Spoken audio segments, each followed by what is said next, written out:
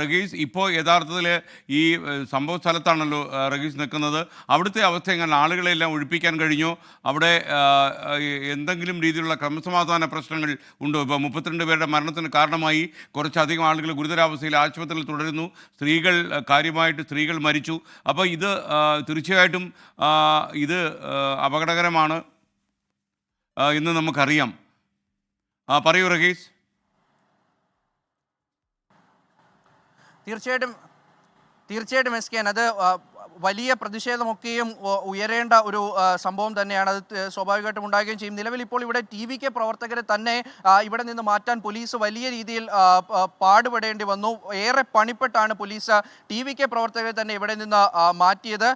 അതിന് പിന്നാലെ ഇവിടേക്ക് മറ്റ് പ്രതിഷേധ രീതിയിലൊന്നും ആരും വന്നിട്ടില്ല. പക്ഷേ ഇതിനിടയിൽ ഒരു ഗർഭിണിയായ സ്ത്രീക്ക് കൂടി പരിക്കേറ്റിട്ടുണ്ട് എന്നുള്ള സങ്കടകരമായിട്ടുള്ള വിവരം കൂടി പുറത്തു വരുന്നുണ്ട്. ഗർഭിണിയായിട്ടുള്ള ഒരു സ്ത്രീ കൂടി പരിക്കേറ്റ് ആശുപത്രിയിൽ ചികിത്സയിലാണ് എന്നുള്ള വിവരം പുറത്തു വരുന്നു.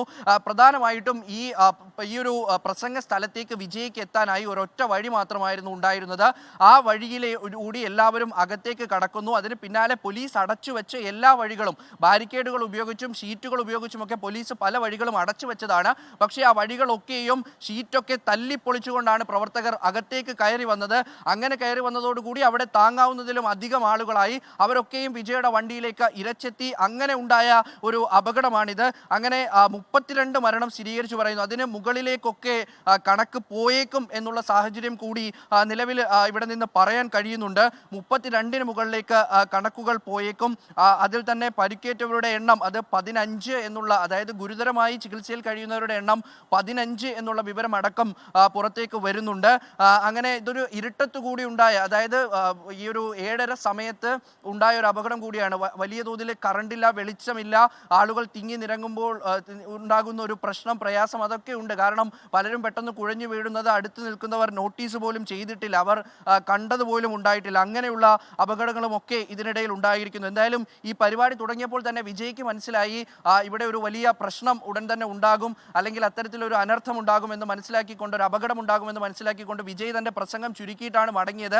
അതിനിടയിൽ അദ്ദേഹത്തിൻ്റെ പ്രസംഗം 3 തവണ തടസ്സപ്പെട്ടിരുന്നു. അപ്പോഴെല്ലാം ആംബുലൻസുകൾ, ഈ പരിപാടിയിൽ പരിക്കേറ്റവരുമായി ആംബുലൻസുകൾ മുന്നോട്ട് പോകുന്നതിനിടയിലാണ് വിജയ് പ്രസംഗിക്കുക കൂടി ചെയ്തത്. അപ്പോൾ അങ്ങനെ ഒരു സാഹചര്യം കൂടി ഈ സംഭവത്തിനിടയിൽ ഉണ്ടായി എന്നുള്ളത് എടുത്തു പറയേണ്ടതാണ്. പിന്നാലെ വിജയ് മടങ്ങിയതിനു ശേഷം TVK പ്രവർത്തകർ ആരും തന്നെ ഇങ്ങോട്ടേക്ക് എത്തിയിട്ടില്ല. നിലവിൽ മരിച്ച ആളുകളുടെ കുടുംബാംഗങ്ങളാണ് ആശുപത്രിക്ക് മുന്നിൽ അധികമായിട്ടും എത്തുന്നത്. അവരുടെ സങ്കടം, ആശുപത്രിക്ക് പുറത്തുള്ള കാഴ്ചകൾ വളരെ ദാരുണമാണ്, ദയനീയമാണ്, ഹൃദയഭേദകമാണ്. അവർ അവിടേക്ക് വന്ന് തങ്ങളുടെ ഉറ്റവരും ഉടയവരും ഒക്കെ അക്കൂട്ടത്തിലുണ്ടോ ഈ പരിപാടിക്ക് പോയവരെ കാണാൻ? എസ് കെ, അപകടത്തിൽപ്പെട്ട് നിലവിൽ ആശുപത്രിയിൽ കഴിയുന്നവരുടെ എണ്ണം 60ആണ്. ഈ 60-ൽ തന്നെ ഗുരുതരമായി പരിക്കേറ്റവരുടെ എണ്ണം തന്നെ, അതായത് അതീവ ഗുരുതരമായി പരിക്കേറ്റവർ അല്ലെങ്കിൽ അത്തരത്തിൽ ആ ഒരു ആരോഗ്യസ്ഥിതിയിൽ കഴിയുന്നവർ 15 പേരാണ്. അതിൽ മരിച്ചവരുടെ എണ്ണമാണ് നിലവിൽ 32 എന്നുള്ള വിവരം പുറത്തു വരുന്നത്. ആ തരത്തിലേക്ക് ഒരു വലിയ ദുരന്തമായി ഈ ഒരു സംഭവം മാറിയിരിക്കുന്നു, വലിയ അപകടമായി മാറിയിരിക്കുന്നു.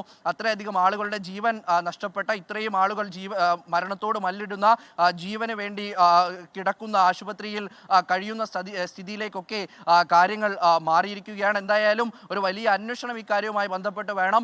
അവിടെ തെറ്റുപറ്റിയത് അല്ലെങ്കിൽ വീഴ്ച ഉണ്ടായത് TVKക്കാണോ പോലീസിനാണോ എന്നുള്ളതുമായി ബന്ധപ്പെട്ടൊക്കെ വലിയ അന്വേഷണം ഉണ്ടാകും. പ്രത്യേകിച്ച് ഹൈക്കോടതി ഈ വിഷയത്തിൽ കഴിഞ്ഞ ആഴ്ചയും സർക്കാരിനോട് പറഞ്ഞതാണ്, റാലികൾ നടത്തുമ്പോൾ അതിന് കൃത്യമായ മാനദണ്ഡം ഉണ്ടായിരിക്കണം. അത് പാർട്ടി ആ റാലിയുടെ മുഴുവൻ ഉത്തരവാദിത്വം, ഏത് പ്രസ്ഥാനമാണോ നടത്തുന്നത് അല്ലെങ്കിൽ സർക്കാരാണെങ്കിൽ അങ്ങനെ, അവർ അതിൻ്റെ മുഴുവൻ ഉത്തരവാദിത്വവും ഏറ്റെടുക്കണം. അത് ജനങ്ങളുടെ ജീവന് വിലയുണ്ട് എന്നതടക്കം മദ്രാസ് ഹൈക്കോടതി കഴിഞ്ഞ ദിവസം പറഞ്ഞതിന് പിന്നാലെയാണ് ഇത്തരത്തിലൊരു റാലിയുമായി മുന്നോട്ട് വരുന്നത്.